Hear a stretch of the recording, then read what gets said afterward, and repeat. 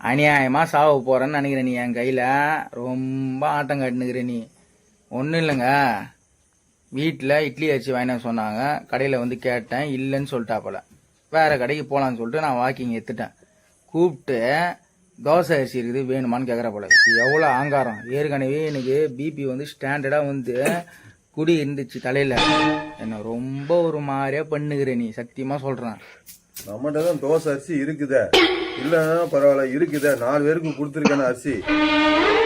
திருப்பி திருப்பி நீ வந்து டென்ஷன் பண்ணிட்டு இருந்தா டென்ஷனு லெவன்ஷனு பென்ஷன்லாம் இல்ல, ஒரே குத்து தான். கிட்னிலாம் இடம் மாறிடும், இதையும் பேக் சைடு வந்துடும். நீ எப்படி குத்துவா? எங்களுக்கும் குத்த தெரியும்.